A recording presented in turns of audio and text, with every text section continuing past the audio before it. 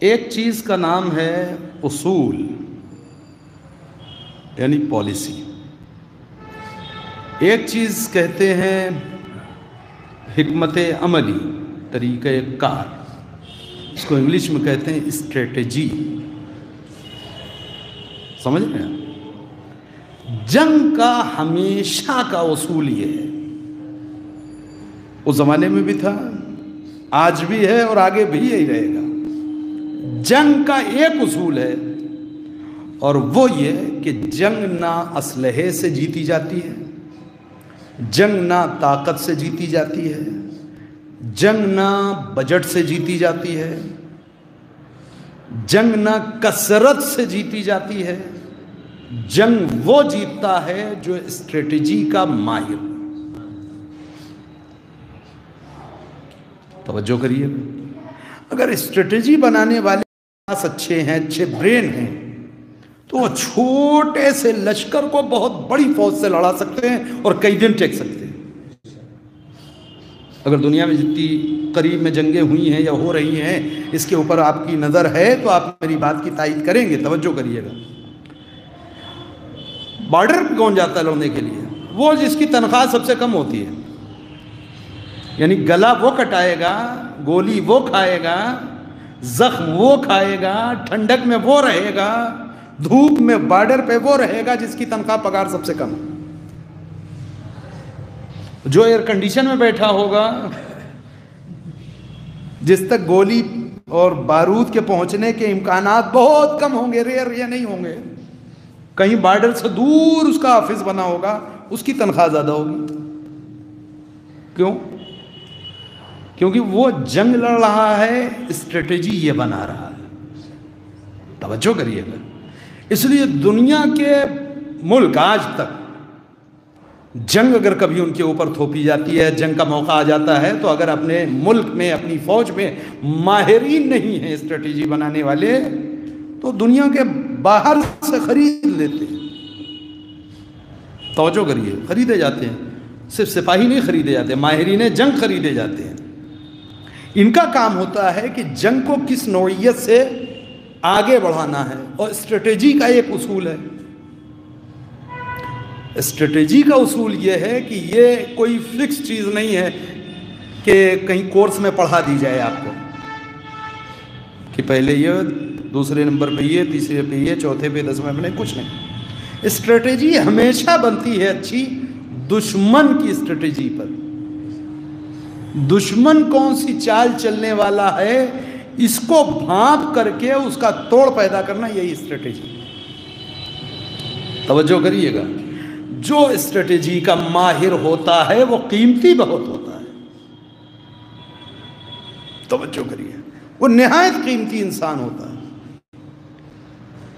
اور اس صدی نے، اس دہیے نے، اس زمانے کو خوب اچھی طریقے سے یہ دکھا اور سمجھا دیا ہے کہ جہاں میں نے ایک جملہ کہا تھا نا، طاقت سے نہیں لڑی جا سکتی، کثرت سے نہیں لڑی جا سکتی، بجٹ سے نہیں لڑی جا سکتی، حوصلے سے نہیں جیتی جا سکتی، جنگ صرف اسٹریٹجی سے جیتی جاتی ہے۔ امریکہ کا پیسہ لگا ہو، اسرائیل پشت پہ کھڑا ہو، امریکہ اور اسرائیل مل کے ہتھیار دے رہے ہوں، دنیا کے سب سے ذلیل اور خونخوار لوگوں کو چن چن کے اکٹھا کر کے ایک فوج بنائی جائے، داعش نام رکھا جائے، اسلحے، ہتھیار، ٹریننگ، خونخوار لوگ، جلاد صفت لوگ اکٹھا کر دیے، سب کچھ کر لیا گیا، مگر ایک قاسم سلیمانی نام کا اسٹریٹجی کا ماہر انسان ہے، وہ عراق کو بھی بچا لیتا ہے، سیریا کو بھی بچا لیتا ہے۔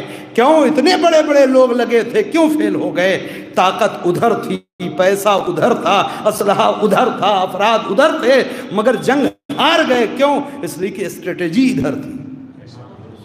اس کا طریقہ یہی ہوتا ہے کہ یہاں کم لاگت، کم خرچ کے اوپر، کم افراد کی طاقت پر بڑی سے بڑی فوج کا مقابلہ کافی دیر تک کیا جا سکتا ہے، اور واقعی یہ کام کر بھی وہی سکتا تھا جس نے اسٹریٹجی کا ماہر کربلا میں دیکھا ہو، جس کا نام ابو الفضل عباس ہے۔ عباس نے یہ سکھایا ہے کہ چھوٹے سے لشکر کو بڑی سی فوج سے پورے دن کیسے لڑایا جائے۔ ایک صلوات پڑھے محمد والے محمد۔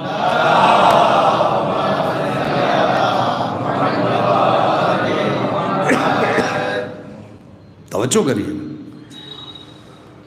اب پیغمبر اسلام نے فوج بھیجی، اور اس فوج نے آنے کے بعد جو بھی تعاون کیا، جنگ جیت لی امیر المومنین نے، خیبر فتح ہو گیا۔ اب جب خیبر فتح ہو گیا اور اتنا مال سب آیا، تو اب لشکر واپس ہونا چاہتا ہے مدینے۔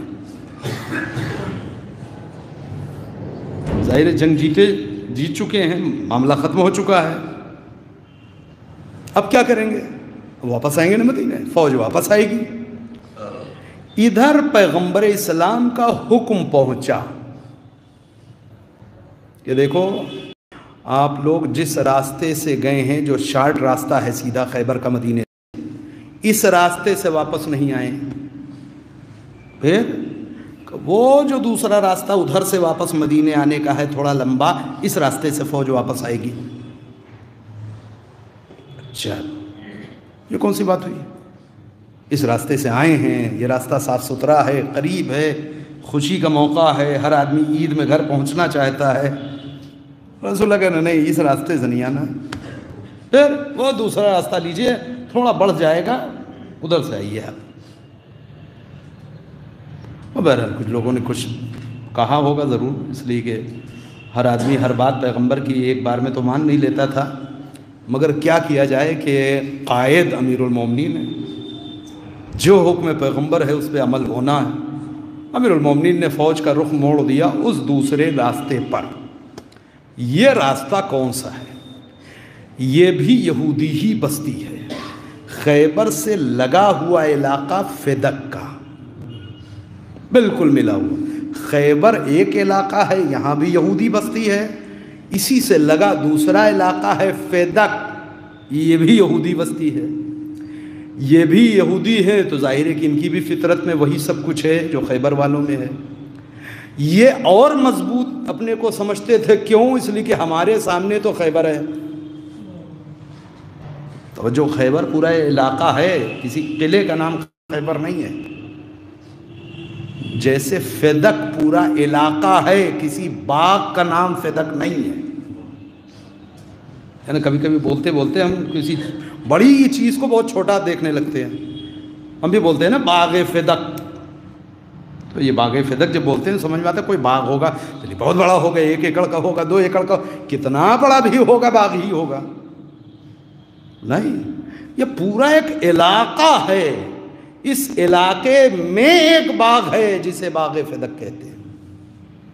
توجہ کریے گا، ایک باغ اس علاقے میں ہے۔ اب ادھر جب 39 دن تک جنگ چل رہی ہے، تو آپ کیا سمجھے کہ ایک علاقے میں جنگ چل رہی ہے، اس سے پڑوس میں جو دوسرا علاقہ ہے وہ لوگ خاموشی سے بیٹھے ہوں گے، اپنے کام میں کام لگے ہوں گے؟ ہم سے کیا مطلب؟ یہ ہو ہی نہیں سکتا۔ وہ بھی جب مسلمانوں سے جنگ ہو رہی ہے، اپنی قوم سے، تو یہ فدک والے بھی روزانہ دیکھتے تھے، ہاں بھائی آج کون آیا، کیا ہوا، تو 39 دن تک تو ان کے بھی حوصلے بڑھے تھے۔ اب جب 40ویں دن انہوں نے حشر دیکھا قلعے کا اور خیبر کے یہودیوں کا، تو یہ تو بہت گھبرائے کہ یار جب اگر ان کی یہ حالات ہیں، اور اللہ نہ کرے بھئی یہ ہم کہہ رہے ہیں، کبھی یہ فوج ہمارے سامنے آ گئی تو ہمارا کیا حال ہوگا؟ جن کے پاس قلعے تھے ان کا کچھ بچا نہیں، ان کے پاس تو مرہب تھا، ان کے پاس تو انتر تھا، ہمارے پاس تو کچھ نہیں، ہم لوگ کھیتیار آدمی، کسان آدمی۔ ادھر پیغمبر کی اسٹریٹجی، حکم خدا کے اشارے میں، کیونکہ یہ وہ نبی ہے کہ جو عزیز سے بولتا تک نہیں، اپنی خواہش زبان بھی نہیں کھولتا ہے نا، تو یقیناً حکم خدا ہے پیغمبر کو۔ پیغمبر نے حکم دیا کہ اس راستے سے واپس نہیں آنا ہے، بس تمہیں راستہ بدل کے اس راستے سے آنا ہے۔ اب اس فوج نے خیبر کے بعد جب رخ موڑا فدق کی طرف، فدق میں رہنے والوں کے سارے حوصلے پست، انہیں کیا معلوم کہ یہ لوگ صرف گزرنے کے لیے آ رہے ہیں، یہ تو سمجھے کہ خیبر کا یہ حشر کر چکے، اب گھومے ہیں ہماری طرف۔ توجہ کریے، فدق کے علاقے میں ایک بھوچال سا آ گیا، ایک افراتفری کا عالم، کیا کریں، کیسے جان بچائیں، کہاں بھاگیں، کہاں بیوی بچوں کو لے جائیں، کہاں مویشیوں کو لے جائیں، کیسے اپنی حفاظت کریں، ان کا مقابلہ تو نہیں کر سکتے، کوئی سوال نہیں ہے۔ وہ جنہوں نے قلعے بنائے تھے وہ نہ بچ سکے، جنہوں نے مرحب و انتر کو خرید کے میدان میں اتارا ان کا کام ختم ہو گیا، ہمارے پاس تو کوئی ایسا آدمی بھی نہیں ہے۔ سر جوڑ کر کے بیٹھے، کیا کیا جائے؟ یہ ان کا پرانا طریقہ کار آج تک جاری ہے۔ کہا دیکھو، دشمنی ختم کرنے کا مسئلہ نہیں ہے، وقتی طور پہ جان بچانے کا مسئلہ ہے۔ کیا کیا جائے؟ کچھ بھی ہو، مسلمانوں کا پیغمبر رحمت میں مشہور ہے، بڑا کریم ہے، ڈھنگ کے لوگ جا کر کے کچھ بات چیت کریں، کچھ دے دلا کر کے تو معاملہ ابھی سنبھل سکتا ہے۔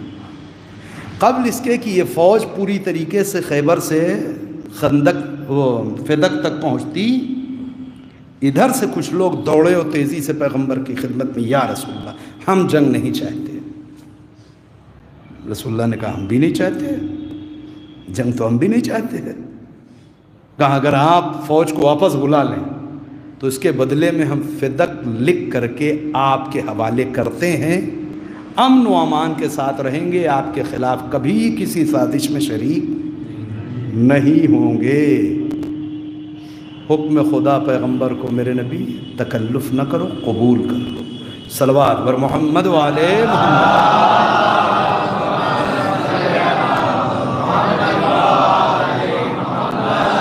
پیغمبر نے کہا بسم اللہ، میں قبول کرنے کے لیے تیار ہوں۔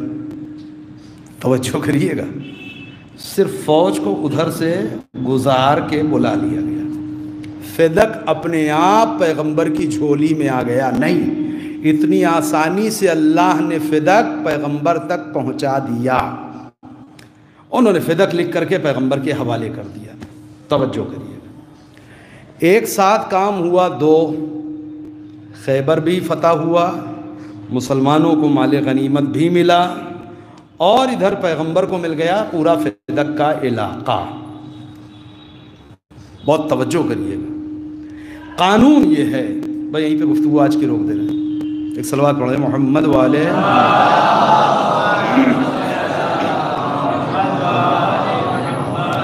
قانون یہ ہے کہ ہر وہ چیز کہ جو حاصل ہوگی مسلمانوں یعنی اسلامی لشکر کی محنت پر، جس کو حاصل کرنے کے لیے فوج نے تلوار چلائی ہو، گھوڑے دوڑائے ہوں، محنت کی ہو، خون بہایا ہو، پسینہ بہایا ہو، وہ چیز جب حاصل ہوگی تو اسے کہیں گے مال غنیمت، اور اس میں ہر ایک کا حصہ لگے گا۔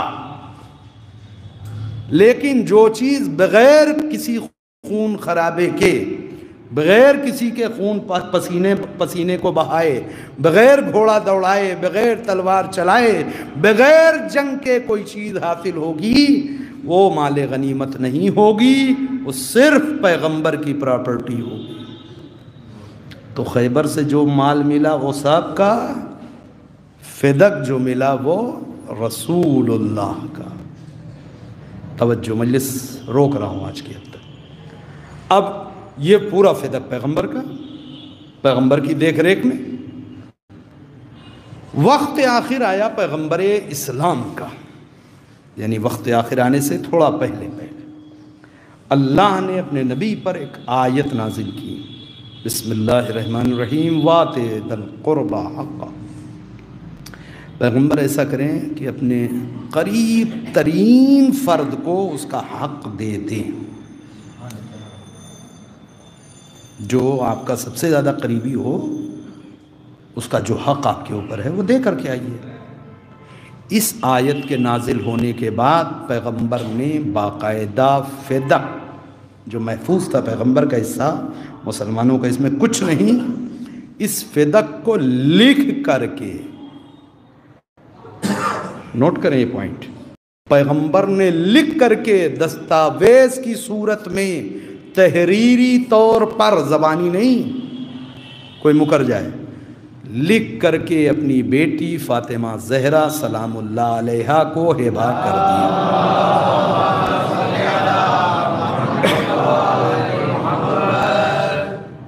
توجہ کیجئے، آپ سوچیں جس بیٹی کے احترام میں اللہ نے پیغمبر سے وفات سے پہلے خدا تو جانتا تھا کہ میراث کے طور پہ فاطمہ تک پہنچ جائے گا، لیکن ایک راستے سے اور فاطمہ کا حق ثابت کرنے کے، ہبہ کی صورت میں بھی میراث کی صورت میں بھی، دونوں طریقے سے فاطمہ کا دو طریقوں سے استحقاق بن جائے اس پراپرٹی پر، اللہ نے اپنے پیغمبر سے لکھوا کر کے فدق کو فاطمہ زہرا کے حوالے کرا دیا۔